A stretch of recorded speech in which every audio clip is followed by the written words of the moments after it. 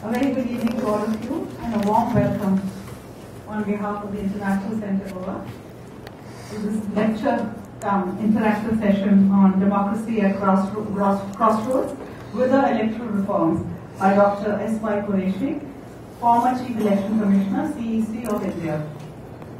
This lecture is part of the series of lectures on good governance which we have started last year, of which, of course, electoral reforms is a major part. In this same electoral reform series, we've had Mr. J.M. Lindo, former Chief Election Commissioner of India, also speak. And we will continue to organize similar lectures on these till there's a complete reforming or restructuring of the entire electoral system and we have some good governance in place. So it is my pleasure to introduce Dr. Quraishi to all of you. Dr. Quraishi is an IAS officer of the 1971 batch from Haryana Kagra. He has a PhD in Communication and Social Marketing. He has served as the Secretary in the Ministry of Youth Affairs and Sports. He strongly feels the need to speed up electoral reforms. Dr. Quraishi has received several prestigious awards in recognition of his contribution to civil society and human development issues.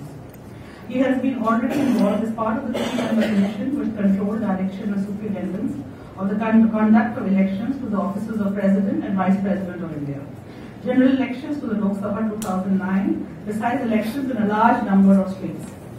In the management of elections, Dr. Quraishi has brought a special focus on people's participation, voters' education, and youth involvement in the electoral process through scientific research and interventions.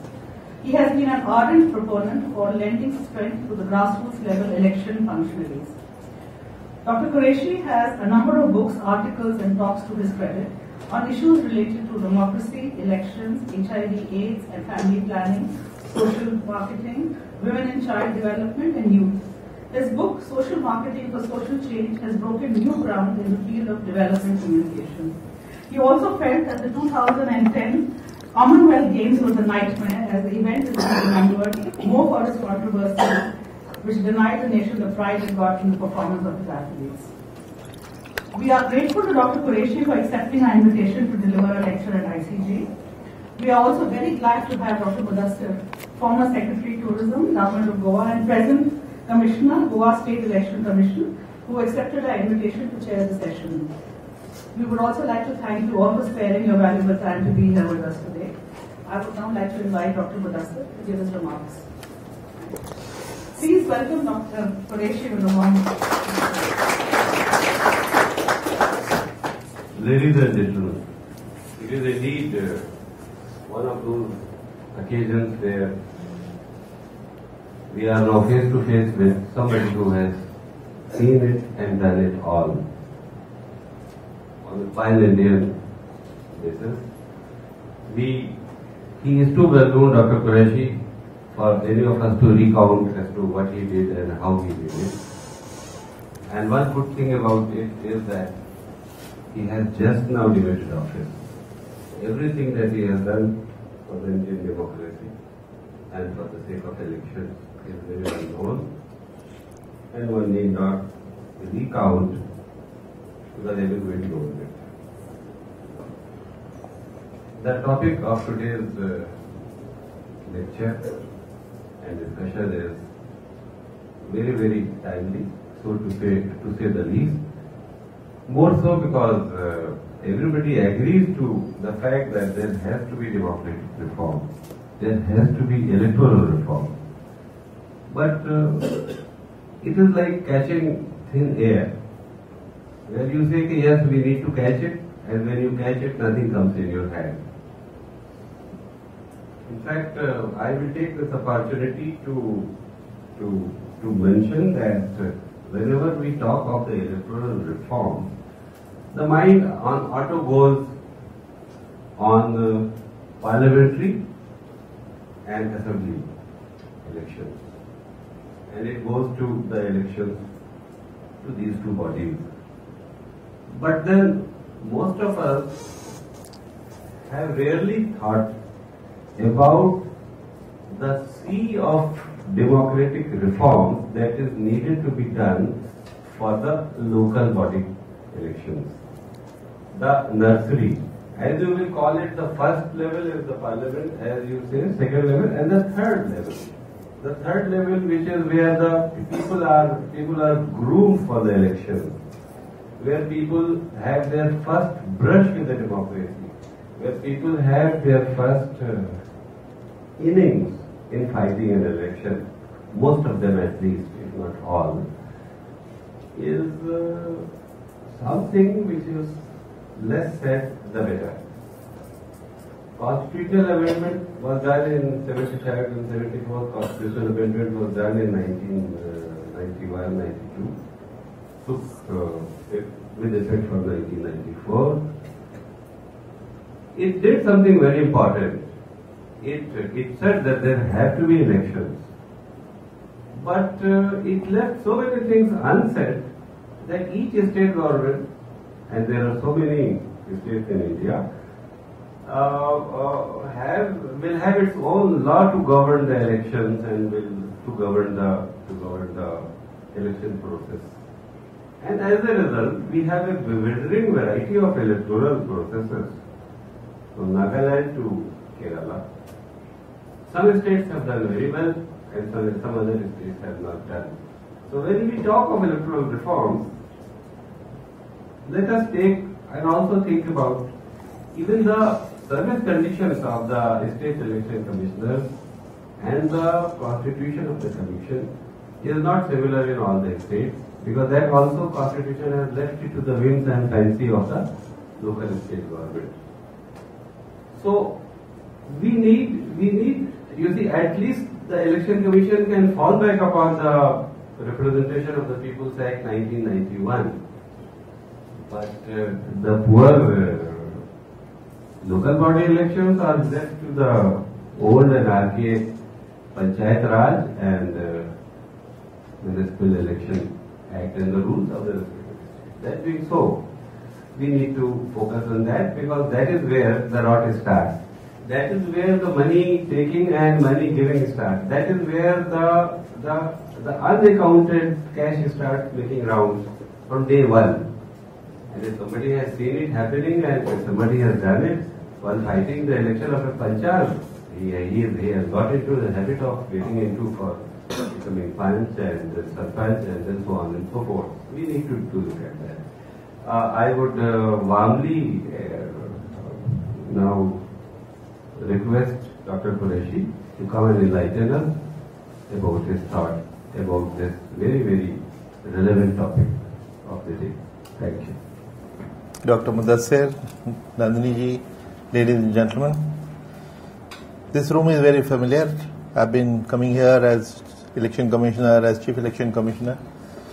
We used to have our meetings, the press conferences, but every time we came, the room used to be full, over-flooded. And when I entered, I found there are two persons, and I was reminded of a story. When a speaker had gone to give his address, there was only one person in the audience. But since this speaker had been paid, Nandini hadn't paid me anything, but this speaker had been paid, so he had to go through the ritual of delivering his speech. And when he said that was about to finish his speech, the man from the audience said, "Please, after this, don't go away. I'm the next speaker."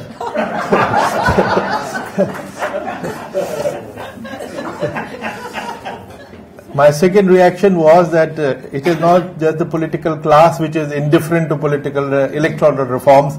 Even the people probably are not really enamored of the subject, which is equally upsetting. But in any case, things have improved. I believe the quality is more important than the numbers.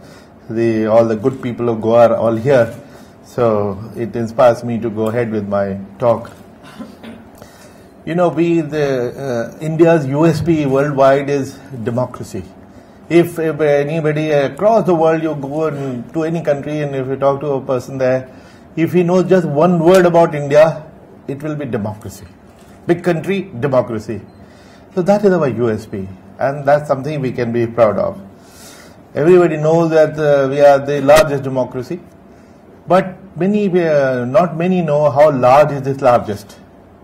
You know, we have 75 crore voters, which is more than the voters of all 50 countries of Europe put together, entire continent, plus the entire North America put together. There are 41 countries, all of them put together, and India is bigger, 91 countries. And by lunchtime, the nation knows the results. It's not just a question of large numbers. We also have the focus on a single vote, which is the reason why we have a polling station with a single voter in Gujarat. Till 2 years ago, there was another polling station in Kerala with one voter, and but we used to set up a polling station for him. And we knew from experience, we had not engaged political science department for a study of voting behavior. But we knew that the fellow was conscious of his rights. He would normally come after lunch at 2 o'clock. But the polling booth has to be open at 7. Even after he had voted, we will not pack up and go, because legally the booth has to be open till 5 o'clock. Somebody may come later and say he was not the real voter, I am the real voter. So you have a disputed vote. Therefore we have to wait for that. We are very proud of serving that person. When he died, there was a news item in one newspaper. The headline was "Death of a polling booth." So with him, the polling booth died. Fortunately, there is another polling booth with a single voter in Gir Forest of Gujarat. He is a priest. Gir Forest, as you know, is known for its lions. It has lots of wildlife. People are scared of going there, but this priest holds the fort. And our election machine goes there for the election a day before, sets up the polling station. And why there is emphasis on one vote when we are dealing with 75 crore voters? Because in democracy, every vote matters. For all you know, the vote which is going to decide the fate of the candidate is going to be that vote. In the same election, 2 years ago in Rajasthan, next door to Gujarat, there was a candidate who lost by one vote. He is now Union Minister, Mr. C.P. Joshi. He was a candidate, he was the President of the State Congress. He would probably have been the Chief Minister, that is what everybody said, if he had won the election. He lost by one vote. Side story was that his wife and daughter had not voted. So there are two morals of this story. One, that every vote counts. Don't take anything for granted. Secondly, don't be complacent on the day of the poll. It is the temple of democracy, the polling booth, which is probably more important than any other temple. Don't be, maybe out of course. We asked him later on what exactly had happened, and he said they had gone to the temple instead. So that was the reason. There was no politics. So then, how is it that we are able to conduct such a large election that are not just the largest, but 2 continents or 3 continents rolled into one? Because of a great institution, Election Commission of India, created by the Constitution. The framers of the Constitution were very, very far-sighted people. They created an institution fiercely autonomous and independent of executive. And also, interestingly, they created a federal institution, which in a way is an anomaly. We are a federal country. State elections should be organized by a state body.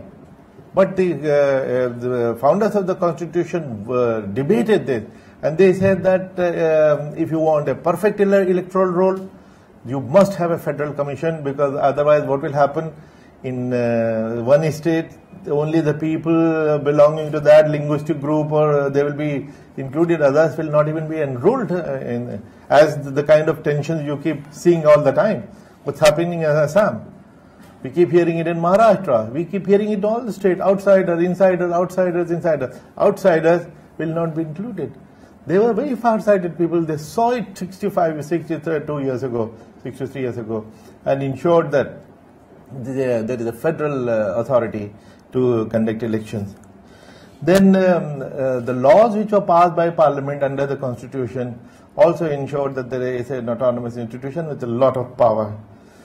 Then the third source of strength was Supreme Court, higher judiciary, especially Supreme Court, which I regard as our guardian angel, because the kind of power which they gave, the kind of the fierceness with which they guarded our independence and autonomy is really remarkable.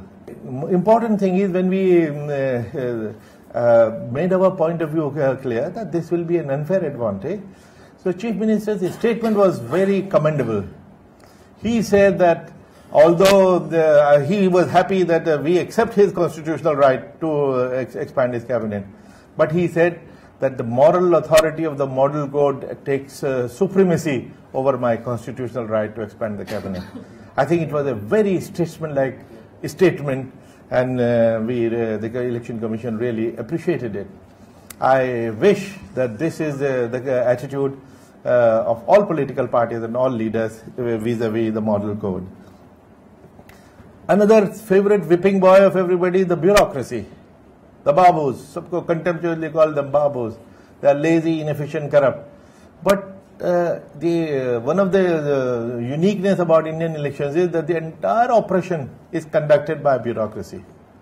Now this is something which the Western world cannot even fathom. They cannot believe that bureaucracy can do a good, fair job, because everywhere bureaucracy is supposed to be partisan. It should favor the government. But we said no. Only bureaucracy can deliver because, number one, that they are professional. Political parties will, political government come and go, but the bureaucracy continues. They are professional. Secondly, we have them by the neck for the next 35 years.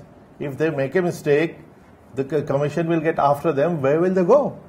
Whereas a private person who will come and who will commit murders and will go away, what will we do? We'll just file police cases. So we won't be able to deliver a good election.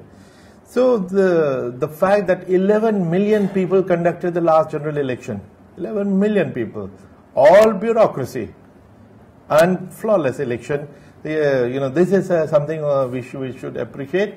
That same bureaucracy which is considered inefficient and lazy and corrupt, when it comes under the Election Commission, it delivers a zero-error election. In fact, after the last general election, Mr. Bimal Jalan, a former governor of the Reserve Bank, made a comment to this effect. That same bureaucracy where they deliver under the Election Commission, see the difference. Which shows that they are basically professional.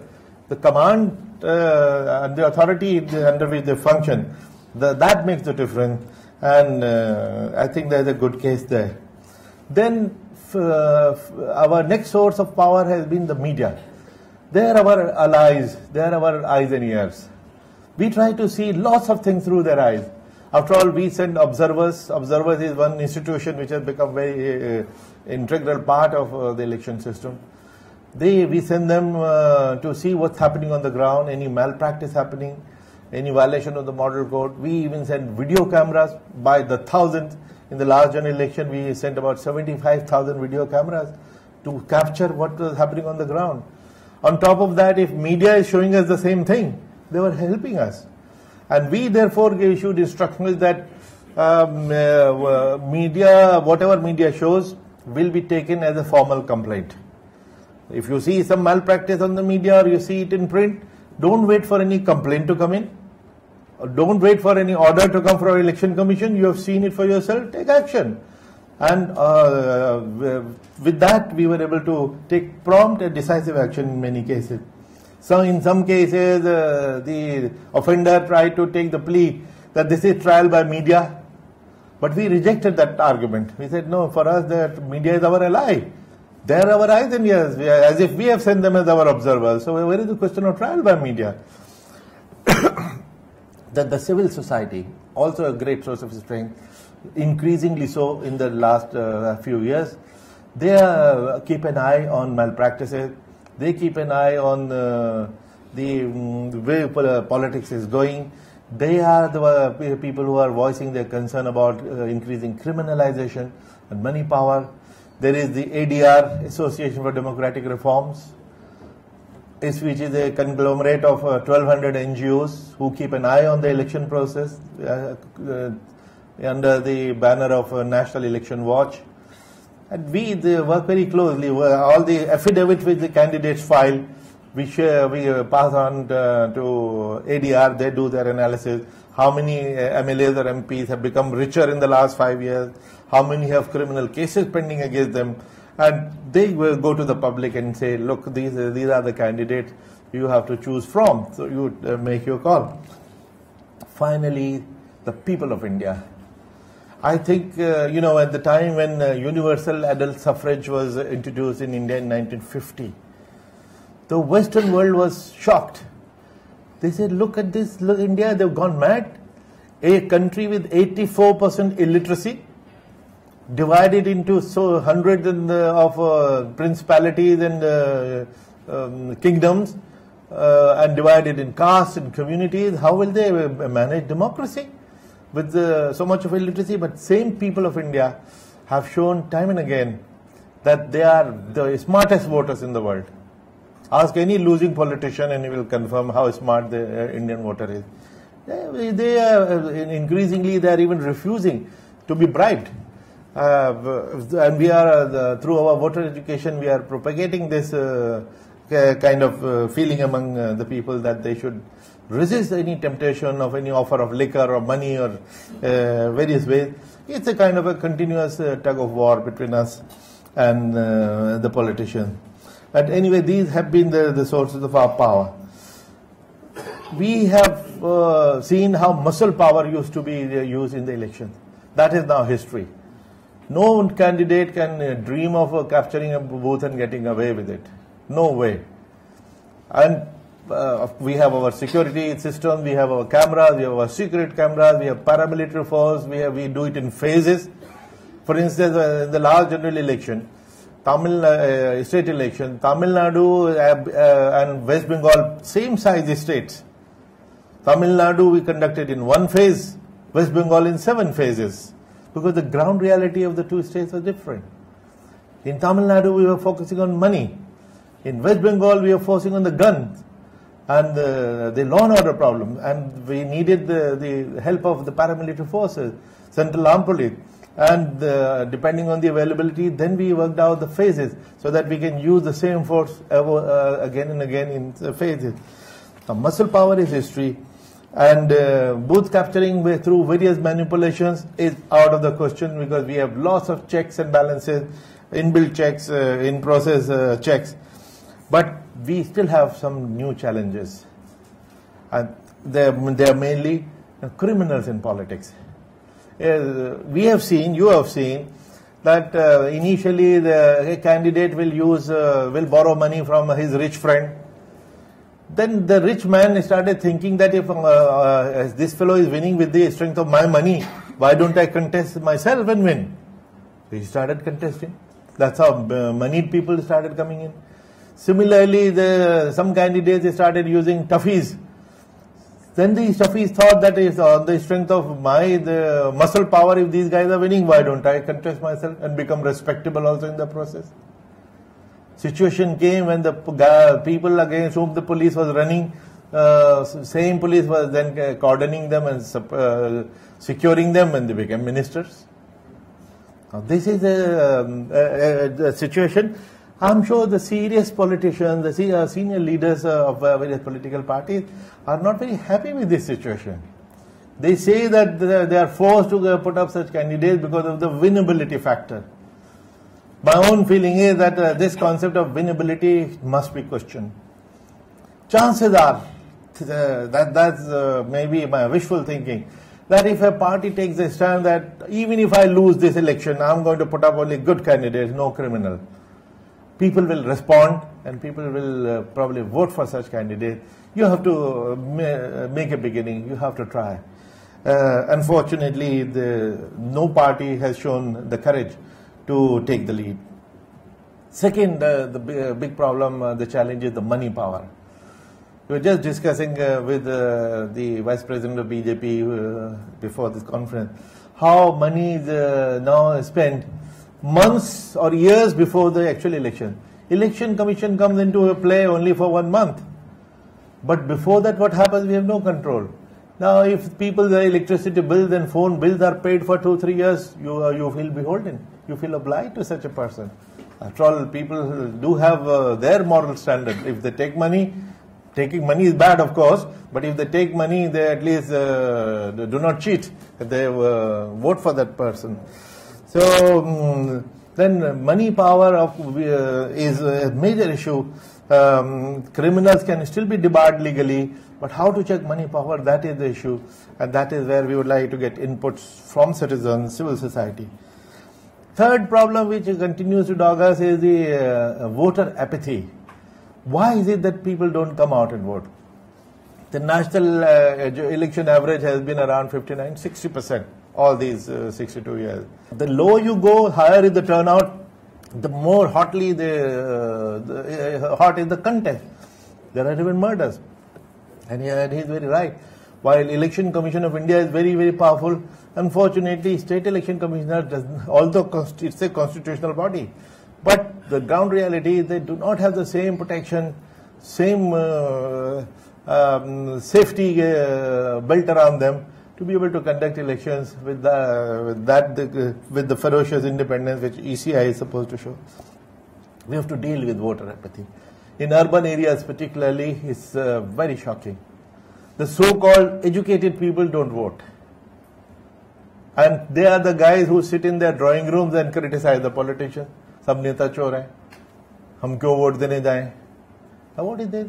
If you don't go to vote, you have no business to criticize the government. Go to take the trouble. It's declared a holiday. At public expense, you have a full day holiday, and if you do not move your legs and move your finger to go and vote, and then keep demanding that there should be internet voting and SMS voting, they teach us all about technology. We are stupid, we don't use technology. But you have been given a full day holiday, paid holiday to go and vote. You don't want to take the trouble. And then for 5 years you will be cursing the government, that this government is very bad. Now this attitude has to be changed.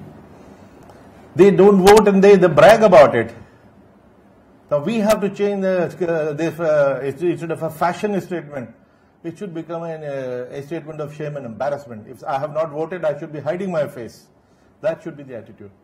And we use this approach to bring about a participation revolution, which I'll mention to you.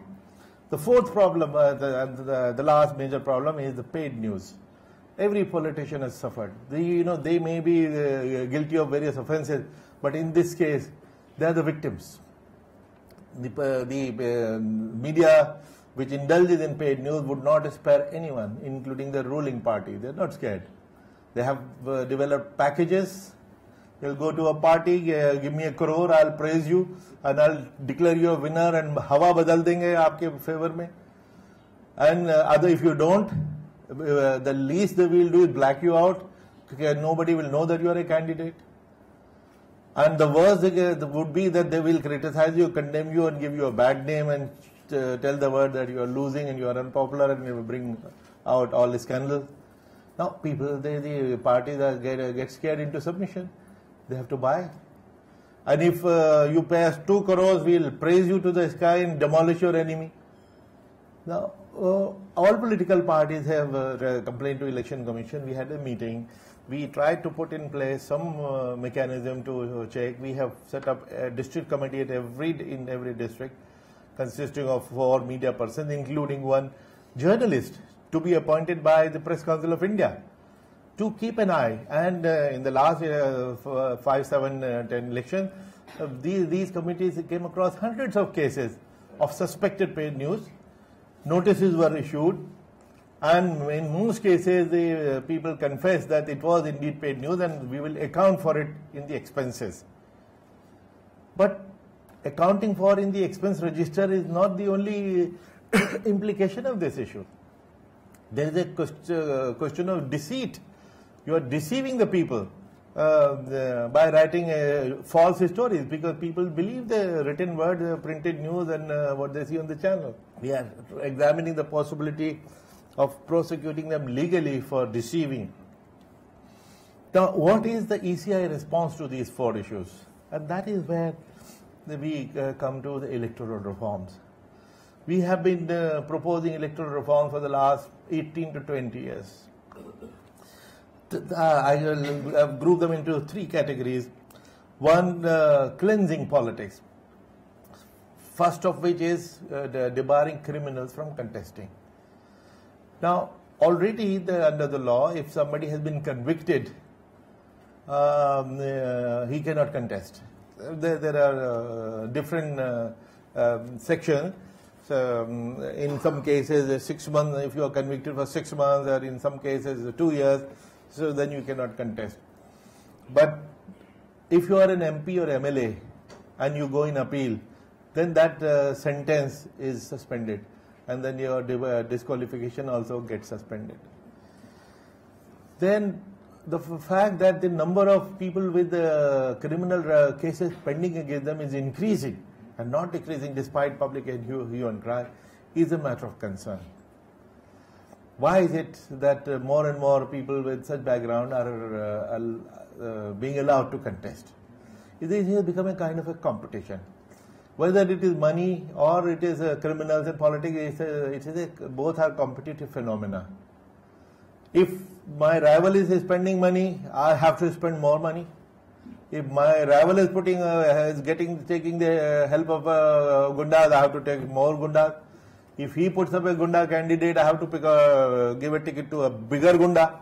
So it becomes level playing field of criminals. Because otherwise you have no chance of winning. Now this vicious circle needs to be broken, and how I think all political leaders should think about it, because otherwise people's faith in the system is going down. Why did we have Anna movement? The people are sick and tired of corruption. In fact, elections have become the biggest source of corruption. Why? The root cause. If although there is a legal limit on the expenditure, for Goa it is 10 lakhs now. How much is it? 10 lakhs.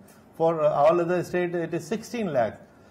Now, anecdotally we know, informally we know that 5 crores, 7 crores or 10 crores are spent.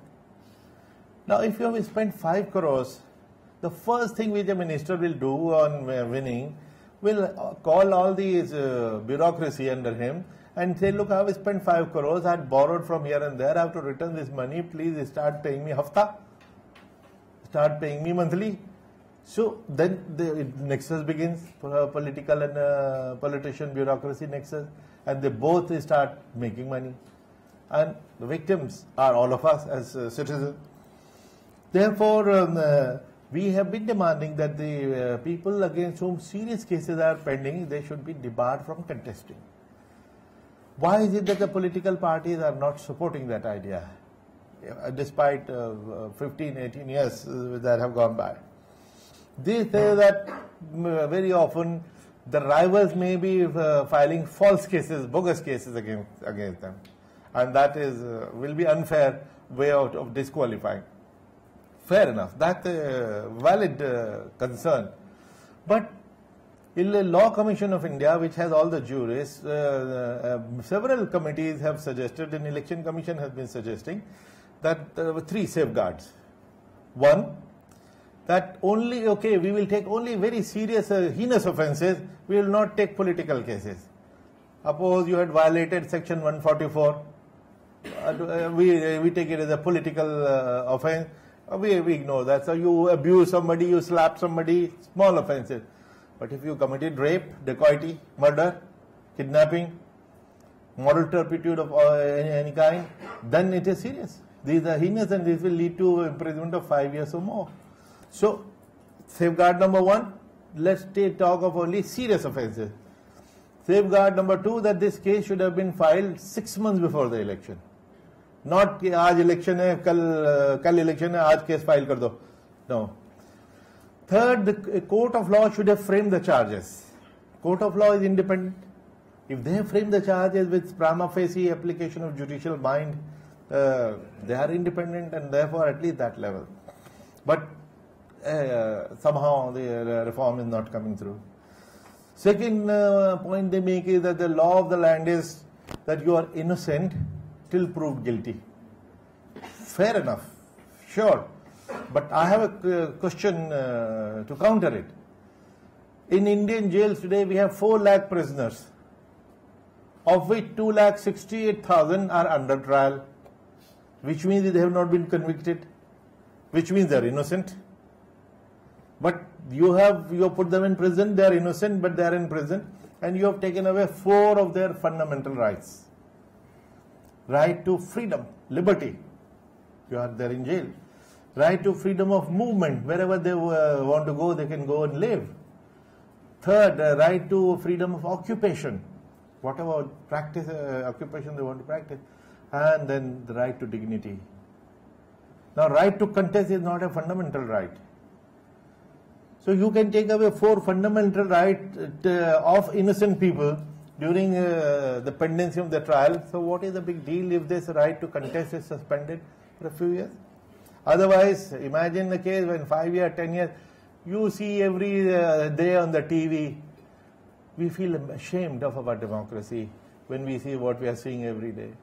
Some minister accused of rape here, exploitation there, every 1 month or 2, such these cases keep coming to light with sickening regularity.